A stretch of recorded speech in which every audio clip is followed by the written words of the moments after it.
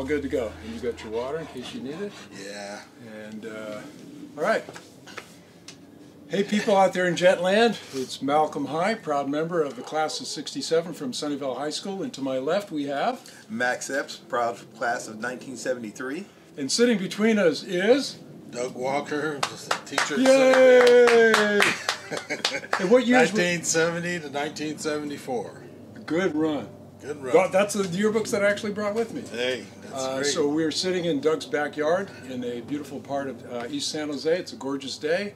His dog is going to be part... What's your dog's name? Lucy. Lucy's going to be part of this. She'll be in and out. And we're just going to freeform this like three friends that just saw each other and hadn't seen each other for a while. Yeah, haven't done that for a while. No. So I see you're wearing West Virginia... State University. All right. Same school that Katherine Johnson went to.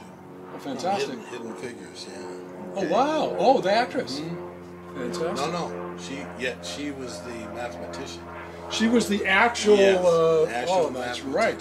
So, a lot of history. You're very proud of that. Oh, yeah. And the three of us have never seen a basketball game before. Wrong. Yeah, maybe once. We've been watching everything the whole weekend of the NC2As. Yeah. But give us a little bit of your history. Well, The year you were born, where you grew up, schools you attended. I've got a list of things, but we'll just freeform it. Okay, well, I was born in 1945 in Tuskegee, Alabama. And my mom and dad were raised there. And my grandparents and cousins and all that sort of thing, everybody was in the same place. But I only stayed there until I was, first time I actually moved, because my dad was in the military. He came back from World War II, went to Tuskegee, and got his commission, and I became a second lieutenant, moved to D.C., and my mother and I moved there with him for about a year. And then we moved back because he got orders to go to Germany. So, back we went there for a year, or close to a year, and then we took off and drove to New York. And my mother had never been on the road before, you know, and that was the time in the Deep South. It was had to be a little cautious about your own survival. So. Cautious for your survival. Yeah, because you know, and that, of course, at that age, I didn't really understand any of that. So how old were you then? Do you think?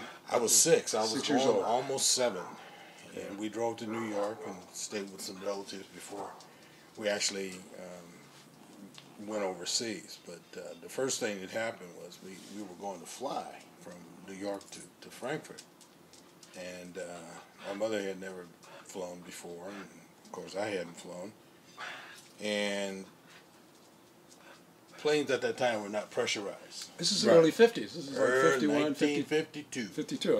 I do the math. And they weren't pressurized, and they got up out in the ocean there and was headed toward Europe, and my mother all of a sudden had some real issues with breathing, and they, you know, took me to the front of the plane and talked with me, and the stewardesses did. They were really nice, you know. And it was just, I really didn't know what was going on. Right, it was understandable. But I knew there was a problem. Yes. And it took, like I said, they took me to the front, and I can tell you what they gave me to eat. I had a ham and cheese sandwich. I had some cookies, and I had a Coke, and I had some chips. First class. Yeah, Yes. and I'm looking back, you know, on a military flight, you know. So, and then we ended up having to making the emergency landing in Gander, Newfoundland. My God. And the paramedics and everybody were there, and they, you know, my mother came up on a stretcher, and one of the stewardesses had me by the hand, and then the 2 nurses came, and they said, "Your mother's going to be all right."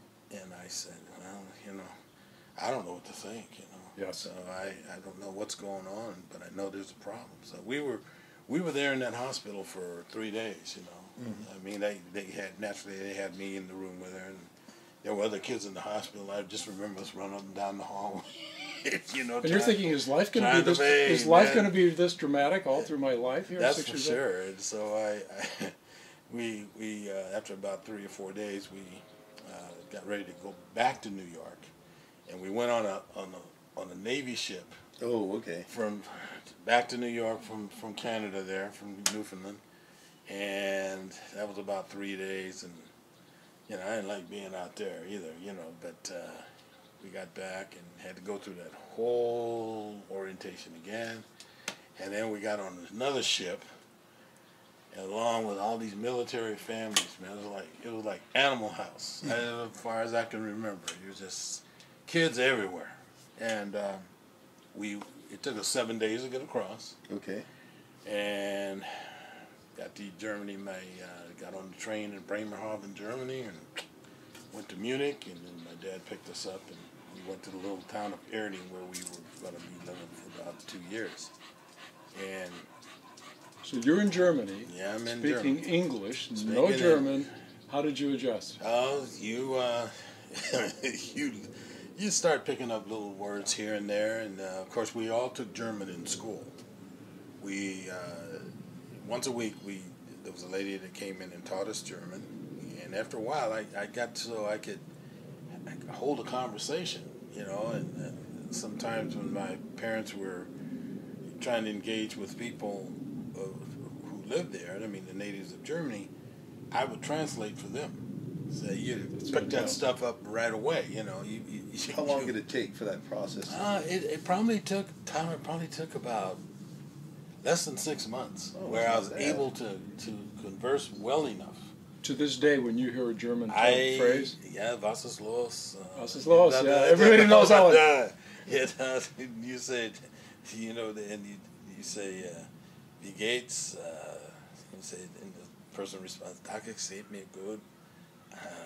You know, this and that, and I hear certain words, you know, and I kind of try to put a sentence together and or some kind of paragraph. I said, yeah, I said, they're talking about this, they're talking about that, but I can't tell you every word anymore. In the pecking order of your family, did you have brothers, sisters? I have one brother, and I was an only child for almost 13 years. So when you did this, you were the only child. I was the Wunderkind. You know, I was the Kinder, and you know, and you meet all kinds of kids when you're in the military, and you learn how to deal with different cultures. Yeah, so 2 years. The assimilation process. Yeah, 2 years in Germany, and then where was the next Well, actually, stop? 3 years. Then we stayed in Erding for 2 years, and then we moved to Munich, and then stayed there about a year, and then we came back to the States. But it was always, and then we did some traveling. Did anyone notice that knew you before that maybe your accent had changed a little bit? Or No, because you know, I label myself more a gypsy man than anything else. So you know, we He's were the gypsy moving, man. we were moving all over. For the rest of this, you'll be Just gypsy like man. war. The gypsy man, Gypsy yeah. man Traveling, ain't got no the gypsy. home, you So know? where did gypsy man go next? Gypsy man from Germany, seven days back across the water in the boat. That's why I will never go on a cruise. Or watch Titanic. Nah, man, I'm not doing it. Hey, man, I don't need I did it. I did the. So where did you settle in the States then? Well, temporarily we settled.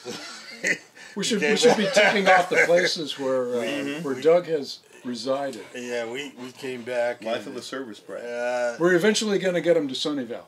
Oh yeah, eventually I'm going to get there. We're getting around to the Sunnyvale.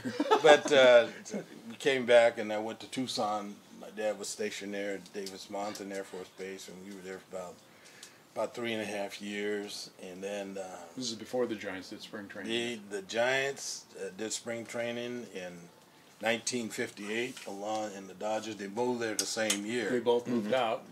And to the west. The one thing I remember about the Giants was that Orlando Cepeda, who's now 80-something years old. Yeah, with the cha-cha ball. The baby bull was the talk of the Cactus League. Oh no, he was good. And he hit 13 home runs in spring training.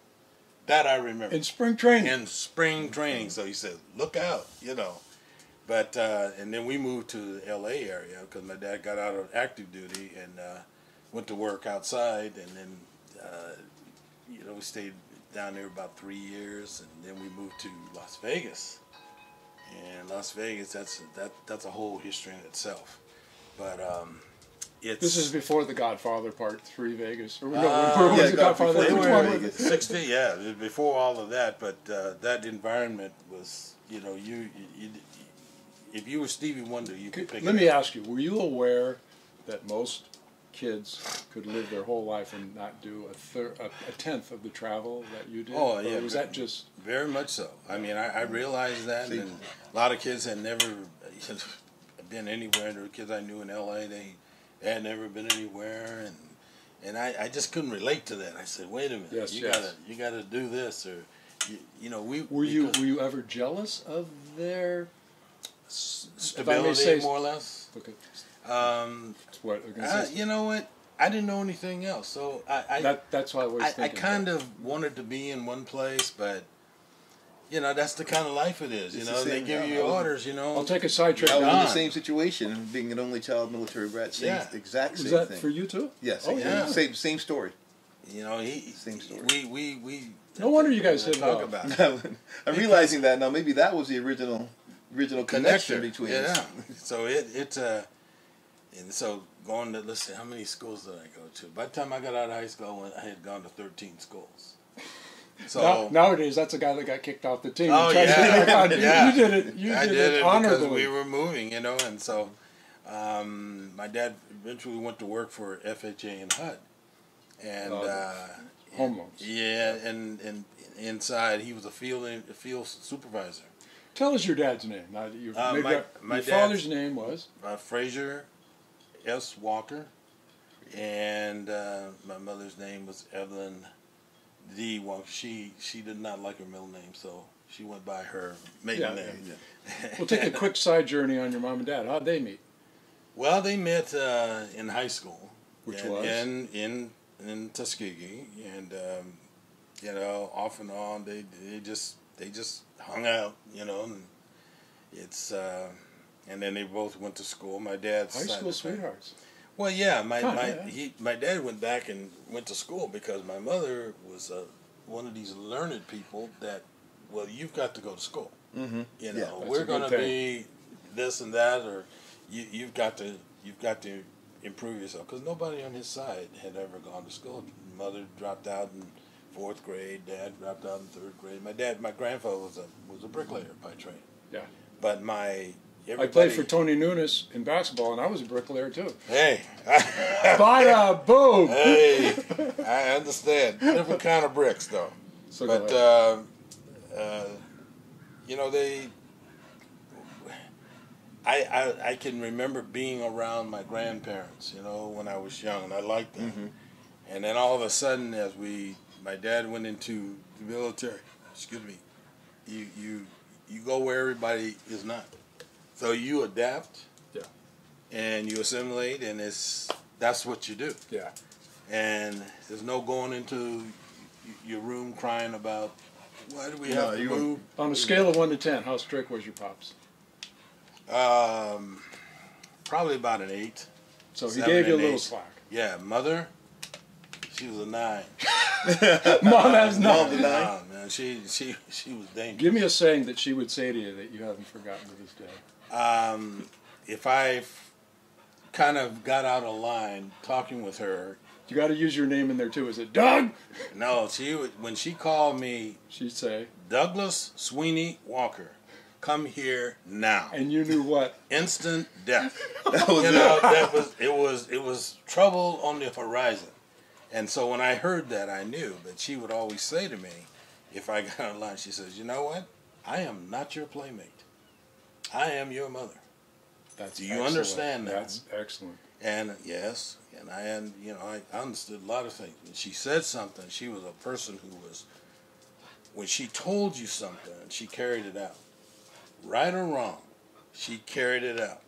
Sometimes I got in trouble, and So when you wanted some slack, you went to Dad instead of going to Mom. Sometimes Dad was a lot more. forgiving. I wouldn't say forgiving, but he would listen to me. Oh, okay. You see what I mean? That doesn't mean he's gonna change, but he would listen to me. to hear your side. What was punishment for you? What was your form? Well, see, now I'm an old dog, so they take you to the barn. To the bar? Yeah, to the barn. The bar? I know barn, you said barn. Barn. And close the doors, and it got a little warm in there. Little conversation. Yeah, conversation with nobody speaking. So it got spankings, man. You know, but they didn't really spank me that much, you know. But you know, I was hell on wheels too. I could do that, and you know, I tried to pit them one time against each other. When your mom didn't work either, when your mom did say Douglas, did you know what you had done? Oh yeah, no, I knew. You knew what you had done. Oh yeah, you know, hey man, I'm guilty. So was the fear of getting called worse than the punishment? Well, I think sometimes the fear of getting called, because you didn't know what was around the corner. See, just the idea that the call is going out meant that you were going to go. So you're hanging with the fellas, and they want to do something that you know you're going to get in trouble. How did you handle peer pressure? I didn't. Hey, I backed off because I knew. Well, they always. So it worked. Yeah, well, they always told me, don't do anything that will embarrass this family. If you do, there's a price to pay. Mm-hmm. They didn't have to say that but once. They never had to go I'll to jump school forward. to see We can about come me. right back. Sure. Did you use that philosophy with you have a son, right? Yeah, a son and a daughter. I used it in a more benevolent way. See, they understood that, and I try to be an example for them for that, because I said, yeah, and if you do this, then there's a consequence for Do this. they know the stories that you just told? Oh, they know some of them. Now, I don't know your son's name. Of course, I know your daughter's name, but I don't know your son's name.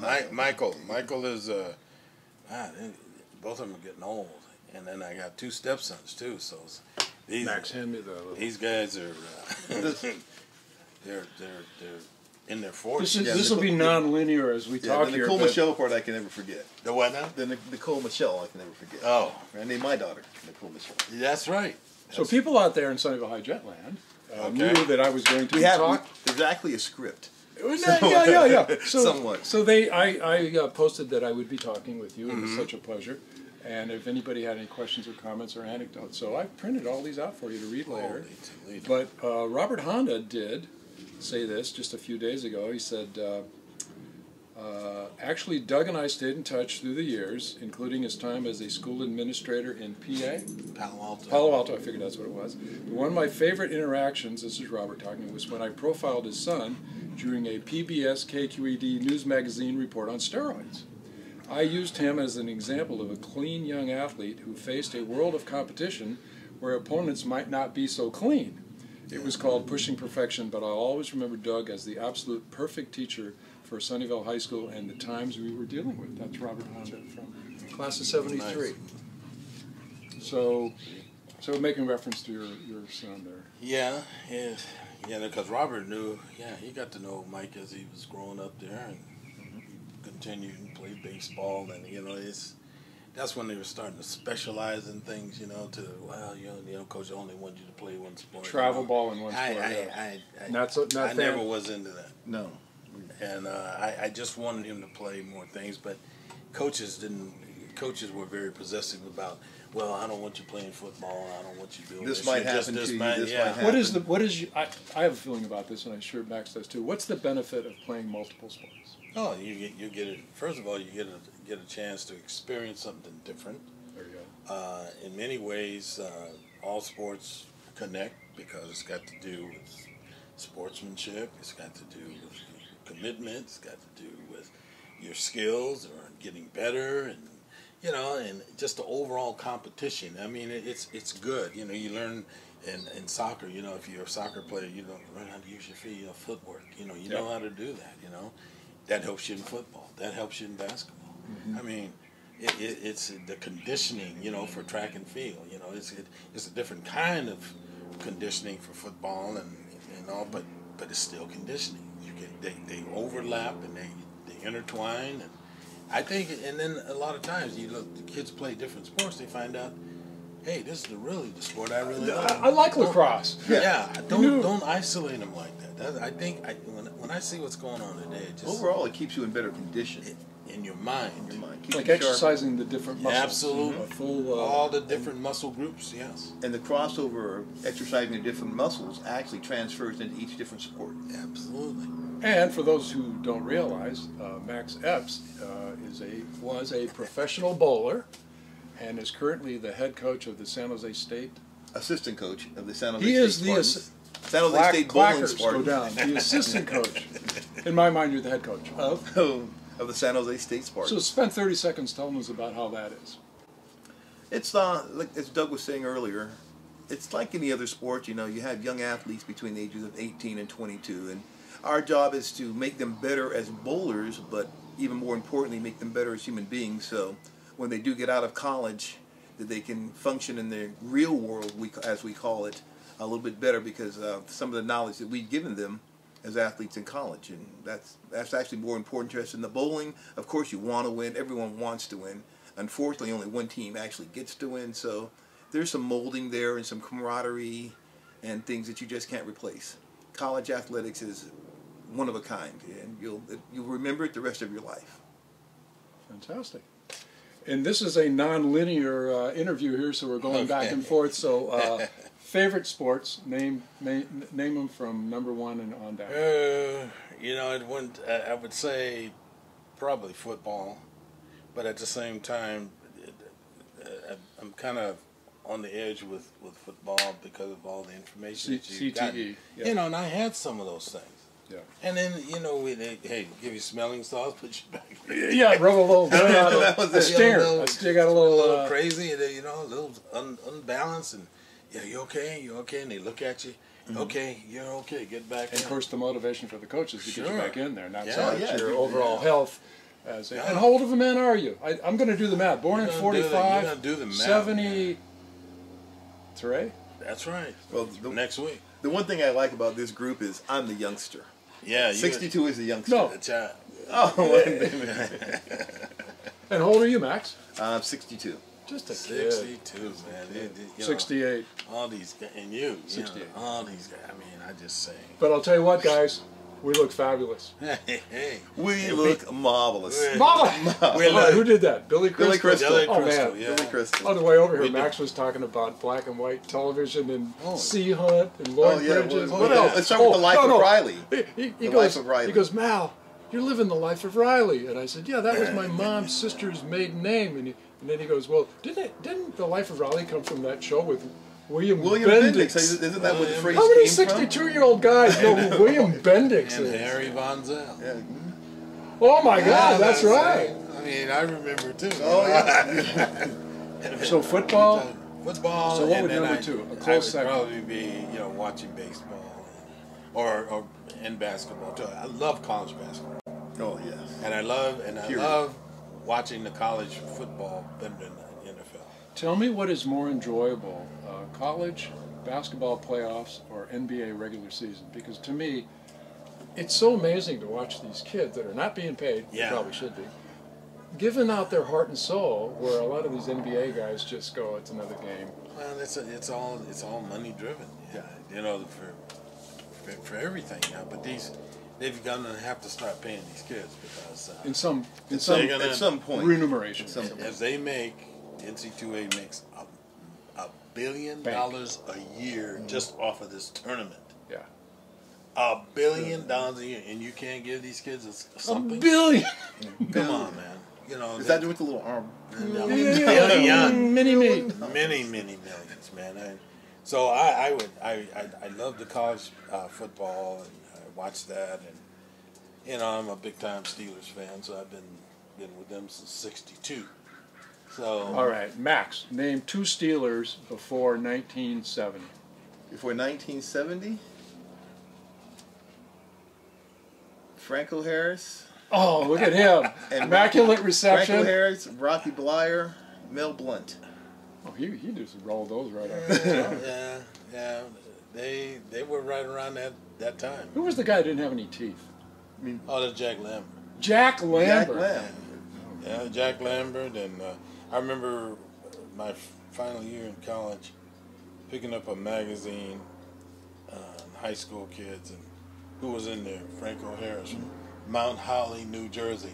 the running back, and I remember seeing him, you know, because he was half Italian, and that, and all these the name. Couldn't quite quite grow a beard. Quarterback, remember Terry Hanratty? Oh yeah, I don't know. Yeah, that. Oh, hold on a second. Wasn't he before Bradshaw became along? Wasn't Hanratty? He was at Notre Dame. Heisman? Notre Dame. He Did never. not get the What am I Heisman. thinking? Okay. Nah, I think they gave it to Beeman that year. Gary 67. Beeman from Sequoia, right down the street. Yeah, in '67. 20 miles. And then Juice won it the next year. So we're going to swing back around on our circuitous journey. So you're about 13, 14. You must be entering high school. Where'd you go to high school? My first high school was San Fernando High School in the Valley, Southern California. SoCal. And they were the what? The San Fernando? The Tigers. They were the Tigers. And then I moved to Las Vegas. They only had 4 high schools at that time. And the high school that I went to was Rancho High School. Rancho. And came out there. Greg Anthony came out of there. Lionel The Hollins left-handed came gun. out. Yeah, and I think Lionel Hollins went there as well. And then I went to Western High School, which was a brand new high school, as a junior. And my junior and senior year, I was in one place, you know. And then I just finished there, and then went to work in that summer, and knew I was going to school. I wasn't, but at that time, if you were a black kid, you might have been better off going into, predominantly black college at that time, because things were just opening up. I mean, there were schools that would take you all over the country, but it was... Yeah. You graduated what year, you said? 63. You graduated in 63. And that was so what would a lot of turmoil. The colleges you're referring to would be in the South, the black colleges? Yeah, well, at first I applied at Tuskegee, and I got in there, and Did you try Howard? No, didn't try Howard. I went, and then West Virginia. It sounded intriguing. Mm-hmm. And my mother knew one of the professors there and said, well, what do you think? Because they wanted me away from home. Right. So there's none of this, live. We're tired of going to the barn. Go on your own and make it as a man. Plus, I wanted to go, and so they... Were you a good student? I was a good student as far as knowing what's going on in the world. I wasn't so wrapped up in the GPAs. But I had a fairly decent being about 2.5, 2.4, something like that. I didn't care much, but I could always crank it out when I needed to, and and I was on the road a lot too, because we would go away on the weekends. But for the most part, I started getting serious the last year there, and even as my last semester in college, I was stunned. I made the dean's list. And you ended up going to? Congratulations. The only time I never said dean's list, but after I graduated from West Virginia State. Oh, you said that, yeah. Yeah, and then I came out here because my mother passed when I was 20. Oh, jeez. And my dad was living out here, and my brother was living in Alabama with my aunt and uncle, and my mother's brother and his wife. And I would come home in the summers. In 66, 67, I came home. And my dad remarried, and I moved out here. My first job was actually at the Redwood City School District. That was my first job, junior high school, and teaching, get this, math and PE. How about that?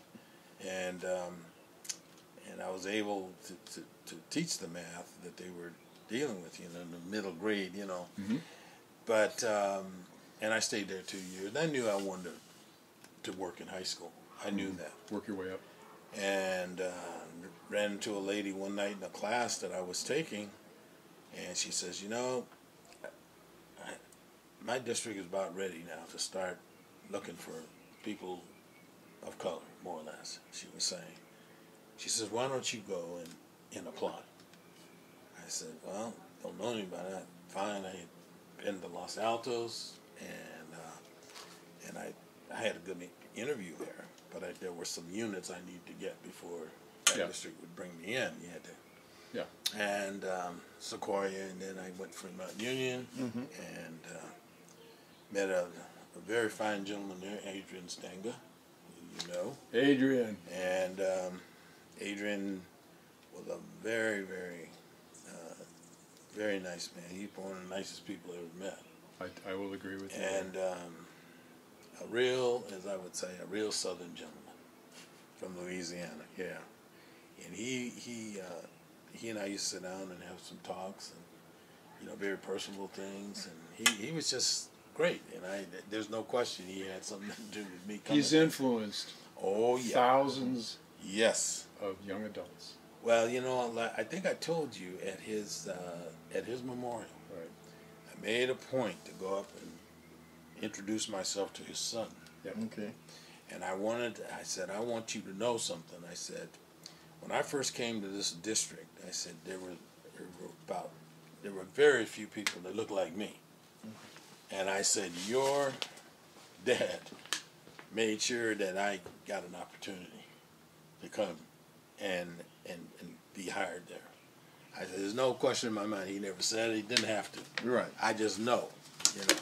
And so, and he really appreciated me just saying that too. I said, I need to let you know that, and I appreciate that. And I said, he was a really fine man, and many people thought that. So, a lot of people out there know that I like to track down people like Doug and administrators and Max, and just sit down and talk to them. Mm-hmm. Yeah. And one of the joys of that was spending 4 or 5 hours with Adrian at Lady of Fatima. Mm-hmm. And when I walked in there, I was introduced to him through Miss Busdyke. I was a little nervous. Yeah. And the first thing he says to me, he goes, "Malcolm, what took you so long?" He remembered everything. Oh no, he was amazing, and his story is tremendous. It's tremendous. It is. It's you know, traveling. He was going to go to the war. And he was traveling across country on the train, and the war ended as he's traveling across. Yeah. And they got off at Chico, and they said, "All right, you guys can do whatever you want." And there he was. Went to Chico, became Mr. Chico. Came down to Sunnyvale, became Mr. Sunnyvale. Went to Saratoga, became Mr. Saratoga. I don't know where he is now, but he's Mr. Wherever he is. Yeah. Mr. Wherever he That's is. for But sure. I'm glad you brought that up. Yeah, he was real special. So bring us to how you got to Sunnyvale High School. Well, I went through a couple of interviews, and Adrian being one, and with the personnel person there, and they said, well, we'd like for you to come down, and we'd like to show you some of the schools, you know. And so the first school I went to was Monte Vista, and Monte Vista had just opened. Yeah, new school. And you know, I did a little tour there, but you know, and I said, nice, brand new school. Then I went to Fremont, and I looked at Fremont, and We did the same same path here too. Yeah, I chose between Fremont and Sunnyvale. Yeah, and it didn't. You know, you didn't know. Well, they're showing me these schools, but where will I end up? You know, I don't know. And then I went to Sunnyvale, and Sunnyvale was in kind of turmoil in a way, but it really wasn't turmoil. Yeah. But the media made it turmoil. Yeah. And I got there, and there was a man named Barkman who was the principal for that 1 year. And he took me around one afternoon after classes had gotten out, and just kind of showed me around. And he was you know, he seemed like he was really nervous about being at the school and everything. There were many, many stories I heard about looking over his shoulder. Yeah, all the time. And so he was the principal, and they asked me to come back to the district office, and we'd like to hire you, and we'd like for you to, you know, make the commitment. And I looked it over and signed it, and they said, well, you know, I think we're going to put you in Sunnyvale as of right now, but we don't know. Some other thing might happen. So I said, well, whatever comes down, because I'm ready to make a move. See, it's part of your makeup. Thinking back on it now, do you feel blessed that you chose Sunnyvale? There's no question. That was the United Nations. I loved it there. You know, I loved it. I saw all these different kids, and I said, this is the place I want to be. This is where I belong. This is where I belong, and this is where I want to be. And I probably could have been fine anywhere, but not like I was there. We all have made decisions in our life where you look you look back and you go, gee, I had 3 or 4 choices, I made this. I always think, as you said, you would have made it work. Yeah. But just think of all the people that you've influenced. They're all They're they're all here. They have them You all can on read this tape. later, and after we're done with this, I'll read through these. One of the questions I've always had and I've never known is how did the course Black History come into effect? Because I remember when I went to Sunnyvale and I saw the course, I'd never heard of a Black History course, and I'm thinking to myself, well, I'm black, but I don't know any history, and it was one of the intriguing things. I'd never seen the course in any curriculum before. Exactly how did that start? Well, it all started with Mr. Lynn Hansen. Love him. Who he had more or less written the curriculum for it, and a proposal that they were going to present, but Lynn ended up going to another school, and Mr. Buchanan was there, who was the department head, and when I got there, they had the history of West Africa, they had Mexican American history, they didn't have the Black history yet. It was coming, and little of this, and so it's, you know, I guess it was appropriate to know that I have one class of Black history. Well, I didn't know a whole lot because I had not been exposed to as much. My parents talked to me about it, but I kind of rejected some things because I couldn't find anything on it. So it was like the hidden history, like Hidden Figures. Yeah. You know? And so the summer of 1970, knowing that I'm coming to Sunnyvale. Pause. We'll let that go. Because this is good. And it started off with referring to the hidden figures. Well, I've always wondered. Yeah. So go ahead. And the hidden figures of people they were telling me about. And then come to find out, and I'll tell you something historical. My mother went there. My mother was graduated with honors there. She was a nutrition major. And her chemistry professor was George Washington Carver. oh, So that, I still have her lab book where she was in his class. So that, you know, and I said, well, I didn't know who he was. You know, a lot of things I didn't know. My parents talked to me about things, but that's not the history I was getting in the schools. So the history, and so in 1967, things started happening on our campus. The fall of '67. The fall of '67, and you know, things started were coming up because I'll tell you, in 1965. I had been down in Alabama. My grandfather had passed, my mother's father. And on the way back to West Virginia, I was driving with some cousins, and I heard about the death of Malcolm X. And this is in '65. Meanwhile, this organization was getting ready to march on Selma. All this was going on while I was at the funeral and on my way back. You were right in the thick of it. We were right in it. And one of the things that bothered me a great deal is that my college, West Virginia State University now, but college, and at one time it was called West Virginia State Colored Institute. Jeez. And Institute West Virginia. So the high school that a lot of kids went was right there on the campus. That's where Katherine Johnson went to high school. Okay. Because she came from Greenbrier County, White Sulphur Springs, and there was only schooling up to 8th grade if you were black. That's why her parents moved to Charleston. Again, you're making reference to Katherine Johnson, who's well known as. She was the great mathematician from Hidden and worked with John Glenn, like in the movie. In the movie of Hidden Figures. And she's going to be 100 this year, and they're sending out information now if you want to make a donation toward the statue that they're going to be building there on the campus. That's going to be amazing. So I'm going to make a contribution because we just didn't get anything at the school, and I think it had to do with West Virginia State being part of the state system, and the state control what you were teaching to a certain extent. Do you remember the first kids come into the classroom? It's your first class. Oh, tell me how At did you Sunnyvale. feel? Oh, How did you feel? first of all, I was out of character because I had on a suit and tie. Suit and tie. I remember That's that. number one. You were overdressed. I'm overdressed. You know, I had a double-breasted suit on, and I'm teaching. I got PE, 3 of these, and then I have or 2 of these, and then I have the other preps. I had the history of West Africa, Black History. I actually had 3 PEs. I'm sorry. And my first class, you know, first of all, I get my roll. And the kids come in, and I just, all right.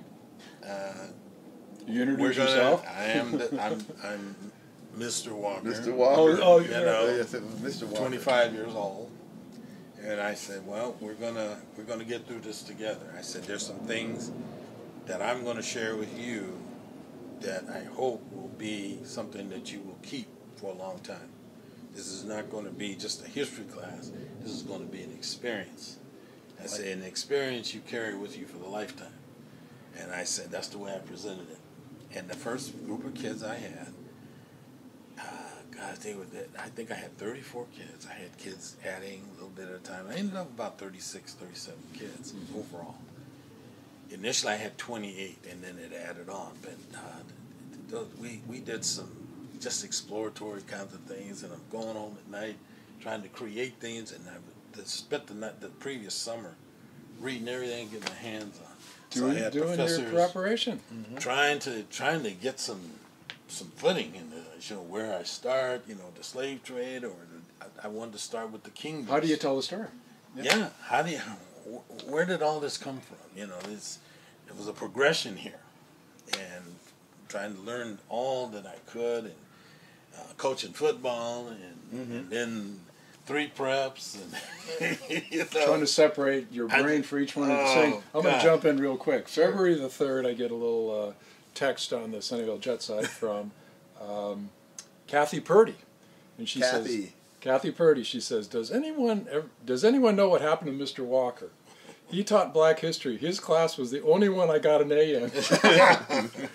So, and then the next was from Jenny Sparacino. I loved taking that class with him. He was such a great teacher. I also got an A. Deborah Knowles Simmons. He was my favorite teacher. Marianne Gingerelli. I apologize if I mispronounced. He was a great teacher. I loved his class. George Glavis. It's been a while. I hope he's doing well. We kept in touch over the years. Yeah, bowler himself. And then I jump in there and I say to George, I said, hey, I'd love his contact information. Would like to do an interview. And here we are. Here we are. So the kids walk out that very first class. What are you thinking to yourself? Well, I'm thinking, I hope they come back tomorrow. I hope they come back. Otherwise, you'll be history. Yeah, I've got to make this class work. I said because and Mr. Buchanan was great. George was just tremendous. George. I remember coming in the first part of August, and he says, I said, and I met him for the first time. He says, "Man, stocky man, I said, hey." Little All-American at man, Appalachian State. He was tough, man. I said, Mr. Buchanan, I said, I'm Doug Walker. Oh, yes, I know who you are. And he says, what do you think we ought to do for your class? What do you want to put in your classroom? And that's when we had, money to spend, right? And he and I decided the next day that we were going to go to the Moore bookstore, which had a lot of Black artifacts and all up in the city.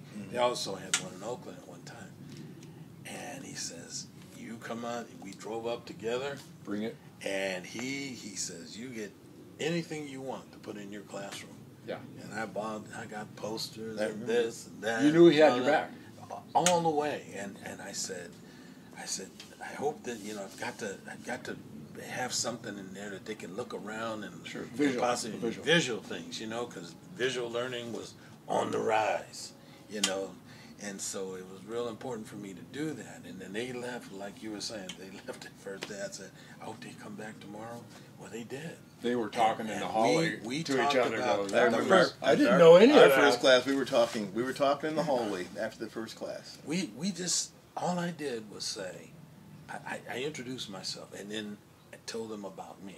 Yeah. first, you know, so they have some idea who I was. Yeah. For you. And then I asked them about themselves, because it was a very mixed class of Japanese and United Nations. it was everything. Everybody was in there, and the kids were just. And after a while, we just had it almost felt like a family. And the kids would come in, and sometimes a hangout room. They would became a bring hangout other back. kids with them. They had a Sit in comfort the class. level. Yeah. And I made them feel that way, and I said, if you have something to say, please say it. I've had a couple of people tell me that you did role playing. Oh yeah. So explain a little bit about that. Well, fast forward, we did a role, something I had created one night sitting at home. We were talking about the slave trade, and it was going over and over, and I said, okay. And then I took music. I took, I was saying, Multimedia. We're gonna be in a slave ship. I turned the lights out. I closed the curtain. It was pitch dark in there. I had a bullwhip, an actual bullwhip. Yeah. And as we went through the ship ahoy by the So by each the player, OJ. student is doing a role. No, Oh. they're all. I'm the master. Gotcha. I am the master. Oh my God. And they were, and I had them sit in their desks, put their feet around the first two legs, Yeah, leg like on they're each locked side, in. and cross their arms in the back, and they can't move. I said, you cannot move. But it was strictly, it wasn't mandatory that they participate, but they all wanted to. And you ran this by George? And no, George, I think George was gone at that time. Okay. But I just did things. Yeah. I don't. You got an inspiration. I didn't need to ask permission to do what was right or trying to educate people. Right. But I went there and Chip Ahoy, and I had some real depressing music, like Cristo Redentor, and by Donald Byrd, and and then I would go by and touch them with the whip, and kids were jumping, and I said, this is where you are. You're locked in. You're only 18 inches away from your next person. You can't move. We call that commercial airlines right now. Yeah. I took the class twice. Yeah, he did. That was a two-timer. And there were kids that did take it twice. I said, well, I can't give you credit. They said, it doesn't matter. Yeah, we weren't here for the credit. Come back. They would come. Someone would come back, and I was it say, shocking? Was it shocking to any of the kids, or was there any? Yeah, they were locked in. Yeah. They developed a mindset in a very short period of time. I can't do what this was like. Yeah. And I just recently heard about another teacher somewhere in the country that did that, and they wanted to fire the teacher. Mm-hmm. See what I mean? See, there used to be academic freedom to do things. If you wanted to cover certain things, you could create your way of doing that. Yeah. But this teacher last week was supposed to they wanted to fire the teacher. It's very similar to what Similar to what I was doing. I said, if I was doing things like I was doing before, I'd have been gone. They'd be gone. Yeah. You're in a box. Yeah. And I wasn't in a box. Furthermore, I wasn't going to be in a box. So if you, let's say, would go try to do what you're doing now, you would try to do something close to it, but you couldn't quite do it. A lot of it. Because the facts and figures... It wouldn't have the same impact. No, the impact. Wouldn't have that kind of impact. Yeah. But you just, my feeling was, my philosophy was, and having to deal with the conservative kind of administration that we had to some degree, not everybody, but some, I would, I'll do it and then ask for forgiveness later. Say, meanwhile, that's the way it is, and that's the way I felt. But if I'm going to educate my kids, I need to educate my kids. So when you came back to your home at night and you told your wife about it, what was your interaction with her? Well, it was like, I think she understood, and this is you weren't sugarcoating anything. No, I didn't sugarcoat anything to the kids either. Well, and that's then what I meant to. and then eventually, as this class started to become more known in the school, there were a couple semesters where I think I had 5 classes of this one subject, and it was an elective class. It wasn't something you had to take. It was the elective class. Everybody wanted it. Everybody wanted it. But I tried to make it. I tried to make it as interesting as I could. Give them knowledge, not put the pressure on them that they had to memorize all these things, all these facts about people and events and all that. Which normal that. history of a teacher's not doing his job, you zone out. Hey, run off the dittos and pass them out, and I didn't do that. I'm going to jump in real quick. Sure. Mary Dickerson Erickson. Oh, he was the greatest teacher I ever had. That's not bad praise. No. I so admired That's him. nice. His black studies class was excellent, and he made learning very interesting. I also took a class of his about, quote-unquote, real life. That was called. I don't remember what it was called, but it was intended to teach seniors how to manage life after graduation. It was brilliant. How do you feel when you, because you're not going to hear this unless you're at a reunion or a funeral or somebody comes up to you, or this. Or this. How do you feel when somebody says something like that?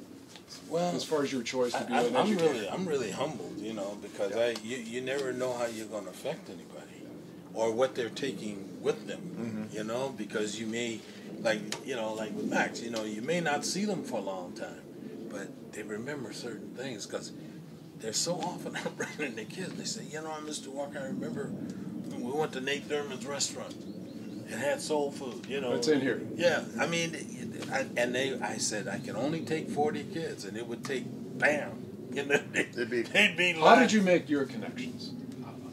Is it your social skill? Is it your heart? Yes, we want to know Tell this. us how you.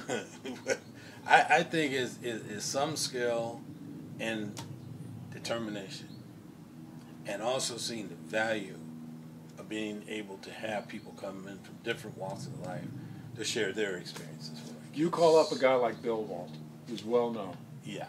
You say, come down to my class. There's got to be something that you shared with him or something that he sensed in you that I'm doing it. Well, I'll tell you, you got on the phone. You remember Benny Brown. I picked him up at the airport. You did. That's right. Bill Walton. Bill Billy. Walton. The Bill Walton. Billy. Phenomenal. He That was a bad Bill Walton. I can do better. He was like, it took me 9 months to make contact with him through Benny Brown, and every time Benny would go over to the arena. Are we talking about the legendary Benny Brown? That's who I'm talking about. Sunnyvale High School. Sunnyvale High School. Olympic track athlete. Yeah. Gold Sadly medal winner. passed too early, just for those who don't remember. Yeah, exactly. And Benny and I had a very good relationship, and I'd say, Benny, do you think you can never catch up with Bill? And here's the 7-foot guy, the 6'11" guy running around campus with bright red hair. Yes. And he can have practice and he disappeared. You can't find him. Yeah. You got him saying, I went over there and he disappeared. Because he was just a real private person at that time. And I just was determined that I was going to get him up there as a speaker. And, people, oh, that's impossible. I said, nothing's impossible. Max and I were driving over here together, and he mentioned picking up Bill Walton at the airport because he said, Coach, Mr. Walker, you can't get Bill Walton. Then he says another one, Gene Washington. You can't get Gene Washington, who was a Stanford athlete and a 49er. Yeah. We've been friends a long time, too. Yeah. But it was just a matter of being in circles sometimes where I got a chance to meet people. Mm-hmm. And then if you go up to them, very cautiously, but wanting to have a little conversation, and if it's okay, they'll stay. If they don't want to be bothered, they leave. Yeah, true. But Bill was, I had to wait for him. He called me in November of '73 at Thanksgiving. I was at my in-laws at that time at their house, and he called and said, may I speak to Doug? And I said, this is Doug. Well, this is Bill Walton.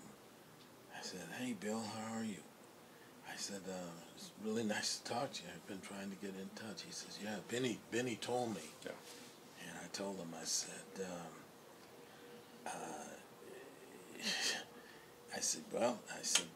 this is what I would like to throw out to you. And I said, do you think you would, that would be something you'd like to do? I said, I'll make sure I'll have a ticket for transportation, you know, which was breaking the rules, but I didn't care, you know. I said, I want to get this guy up here. And at that time, you know, PSA, $27 round trip, LA. Yeah, and so so I didn't get a chance to really meet him during that beforehand. time. But he flew up, and then I got a chance to meet him. He stayed with me overnight, and took him to school the next day, and put him in Terry Dykeman's office, and said, "Can you have him, Bill, stay here until I call for you to come down?" And I closed the curtains. Yeah, I didn't want everybody running in there, so he did that, and then he came in and he spoke to the kids and he answered questions, and that's fantastic. He you know, it's just very, very nice to everybody. I remember and he had his bag and a plastic bag with celery, carrots. Oh, he's eating good. Yeah, you know, he was a vegetarian at that time. Yeah, he was. In fact, he even took me to a vegetarian dinner. Here's Chris Matrulis. He's going to ask some questions here, but we've already gone through them. But he says, how did he get to know Gene Washington and Bill Walton? Was Sunnyvale High the first place that he taught the black studies? Who developed a curriculum for his class? What led him to teach it? Who were the major influences in life? But I like this last one. What is the one thing about him that would surprise most people who know him? Well, good one, Chris. I tell you, Chris, that's a good one. I'll tell you what, Chris, when I first went to college, I was a music major. My little cheat sheet. I've got influences: music, movies, books, sports. Yeah. So you were a music major. I was a music major until I played bass violin, and everything was good until I got to college and found out I had to take ear training and sight singing and this and that and piano and all. Hey, I could play my instrument. I don't want to be bothered with this. Yeah, exactly. And so I had to change majors, you know. Sure. And that's just something I had to do, because I know I wasn't going to be dealing with that. So that's one thing that's for sure. But that surprises a lot of people. Yeah, I did not know that. Yeah. So let's see what else. Somebody asked about Gene Washington. Gene and I met in '66 in the summer at the ATO house over at Stanford, and we got to know each other. And he was a year behind me, but he was. We just hit it off, and he's from Long Beach, with Long Beach Poly. Yeah. And we just kind of kept that connection. Now, I haven't seen him in a while, but I know he's been around. But we just haven't. Been able to connect. Telling Malcolm, going back to Bill for a second. I think it was 1998. I'm in an airport in Chicago, and I crossed paths with Bill Walton again, and he remembered my name, and he asked about you. And he asked about you. And he asked about you. So you made an impression. Hey, I said, I remember him back from Sunnyvale High School.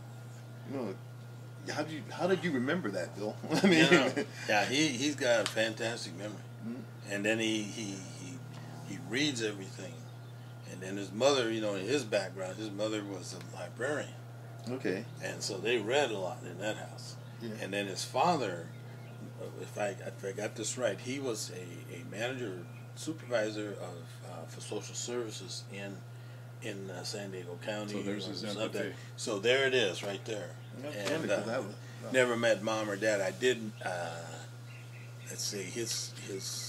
I don't think I've ever met any of his siblings. The last time I actually saw him and we were together was 2002 down at the playoffs at the West Regionals. Oh, West Regionals. And He's a San Diego kid. Yeah, Mesa. And a good friend of mine is in the art department at Santa Clara U, and they graduated the same year. So I'm going to go back to my little sheet here. Helix High School. That's it, Helix High. Sharon Prefontaine. Hi, Sharon. Yes. Oh, hello, Sharon. She says, I saw him a month ago at Mr. Solis's memorial.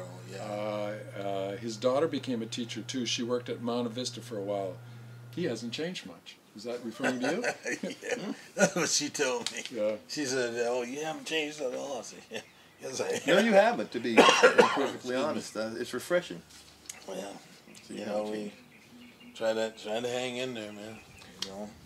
Here's Ray Farm, F-A-R-M. He taught me a lot and helped my sister Melinda and I get into Oregon State University. That changed our lives. Yeah. Look Man, at you. I owe Ray Changed a a lot call of for lives. years.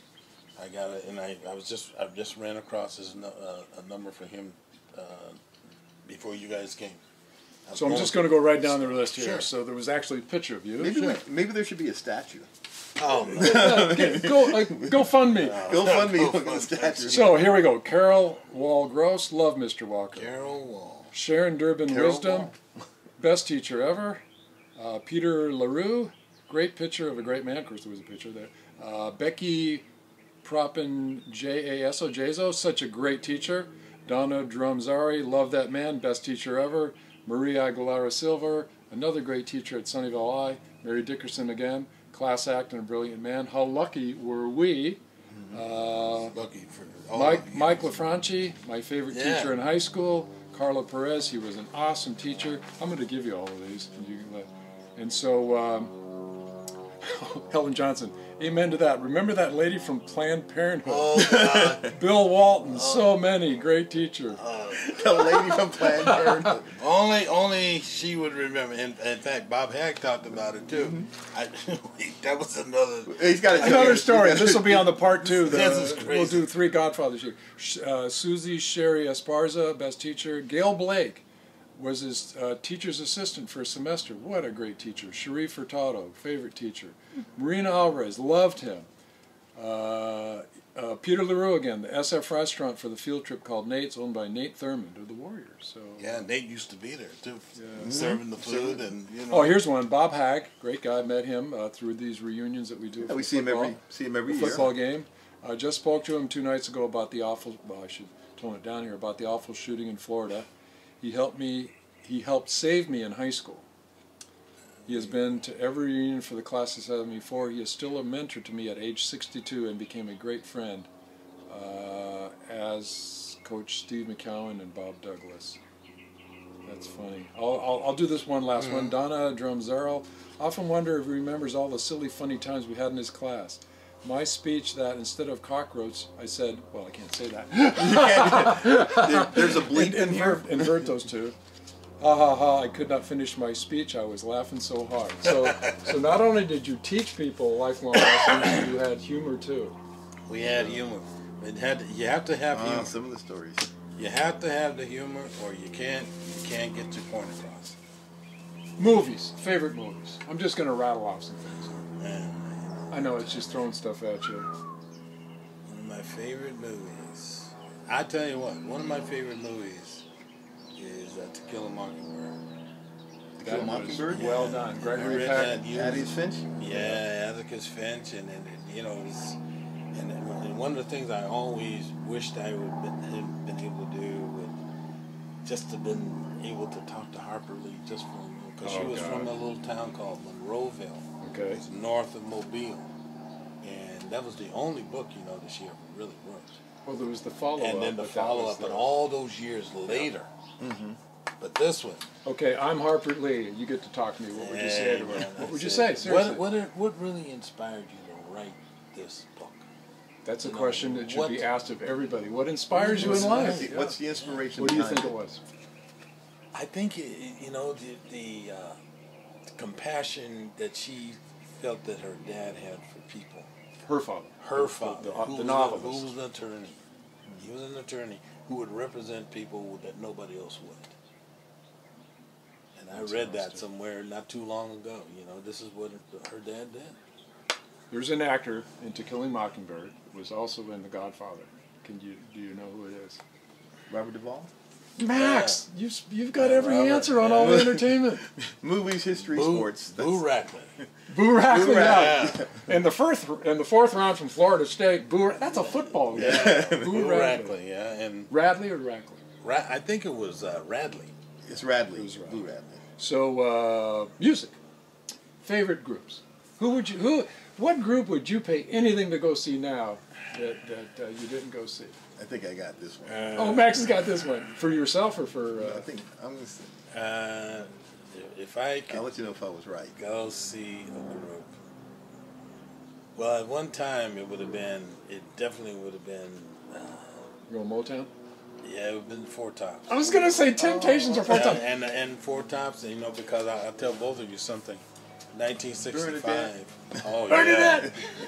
You know, Walk Away Every Of all Day, their songs, you're pulling that one out. You know, and I got a lot of music in the house, but it's one of the things that I'll always remember. 1965. I don't know if you saw the movie The Temptations. Of course. Okay, you know they were going And the through, going through the South. 5 heartbeats, Yeah. everything. You remember that? Yes. They were going through. Well, that was 1965. Mm-hmm. They were going through the South, and some promoter in Charleston, of all places, heard about it, Lived there. and contacted them some kind of way, and got them to come through Charleston. And I saw the Motown Review for $2.50. $2.50. $2.50. Wow. $2.50. Now,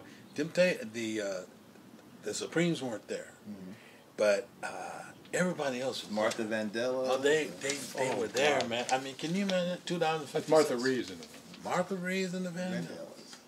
And Smokey Robinson in the Mirror. and then the OJs, another group. You know, Sharon and I occasionally... That's what I thought you were going to say was the Remember OJs. the OJs? That's OJs, what I thought the was coming OJs, next. and then one of my other groups that I heard yesterday is Through the Grapevine? the Eagles. Oh, yeah. Because I like it all. Yeah. And Bob Seger, that's my boy. Silver Bullet Band. I love Bob Seger. Bob Seger, and I can, because Glenn Fry is a Detroit boy too. Yep. And it just blew me away when he passed away. I mean, I said, so anybody that comes through, I'm waiting for the winery lineup. Go see Motown. You used to Sharon have- and I went to see Motown. I bet it's good. You saw it. Fifth No, row. Oh, I haven't seen it. so we got fifth row seats in the city, and it's the story of. Oh yeah. Do you Diana remember Ross. when you actually had money playing when we come into the classroom? Money, money, money. Money. Yeah. I think you like the bass beats. Yeah. But going back to Motown, they have the Four Tops and the Temptations, and Yeah. they have a dance off right on stage. The Four Tops and the Well, Temptations? not that. Well, Yeah, that's you know, no, but- actors. Yeah. No, the actors. It's there. Barry Gordy's love story with Diana Ross, Diana which is Ross. the worst, which is the weakest part of the show. Okay, we get it. Get off. Yeah, bring, we're done. bring Smokey on and bring. Okay, we're gonna go back here real quick, which was one of these. This is Kathy Purdy again. Tell him thank you. I was in his Black History class. He made learning and interesting and fun. The only class I got in. Thanks to him, we all learned how much the African Americans contributed to our world. I never cut his class. I never got it. No one did. I think attendance in your class was probably 100%. It was pretty good, you know. The kids would come. And I remember, who was it? When I started Contemporary Issues, that was the other class that I created. That I created this one to go along with my Black History, because you see, what I was trying to do was create a department within a department. Ah, And then I was in charge. got it. And I was able to do that. And I pulled that one off because the kids would come in from Black History and they would Yeah. take this class. And I used Time Magazine as a supplemental text because I learned that from my government teacher in Las Vegas. He used that as a supplemental text. Well, that was the text for us. And the kids would get their Time Magazine, everyone, and I made sure everybody had a subscription. And if things were a little tight for kids, I took care of that and made sure that everybody got their Time Magazine. You know, that teacher in Vegas would be pretty proud to know what you did. I would hope so. He was very influential for me, Mr. Fleming. I wish I had an opportunity to even talk to him. But Speaking of mild regrets, are there any regrets that you've had? What's a Sinatra song? No, Max is so good. Regrets, I've had a few, but then again, My a way. few to oh, my mention. way, yeah. It's So, you know, you've done so much good. We've gone over this. This is sensational, but just, you know, in 1974, I left Sunnyvale, went to Oregon State University, and was a full-time recruiter and academic counselor there for 3 years. And I worked in the university counseling center for a year. sure. And You know, I really didn't want to leave, but I learned something a long time ago. When an opportunity presents itself, Right. you better grab it.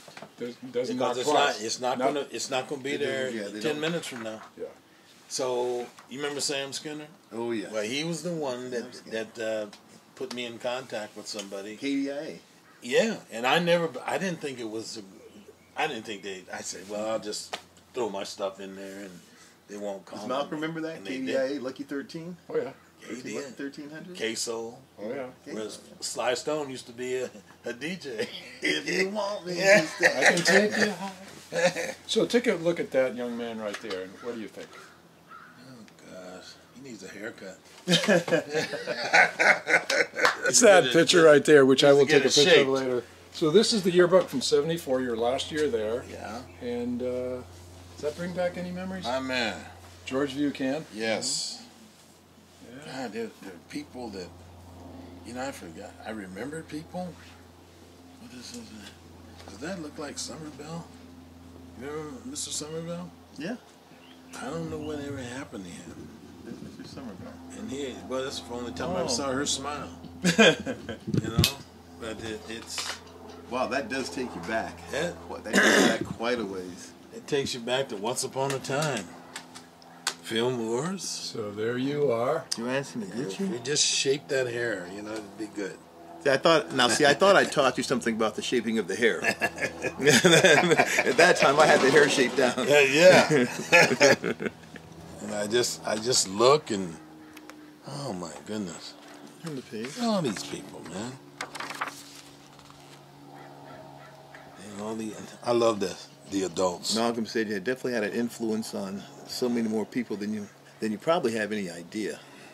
You know, you changed my life, and for the better. For the better. You know, when you say that, you know, I feel humbled, you know, because I said I was just trying to do the right thing with the kids. In case most of you didn't know that I had a daughter, and I named my daughter after Mr. Walker's daughter. My daughter's also named Nicole Michelle. Yeah. In honor of Mr. Walker. This was 8 years after high school. Yeah.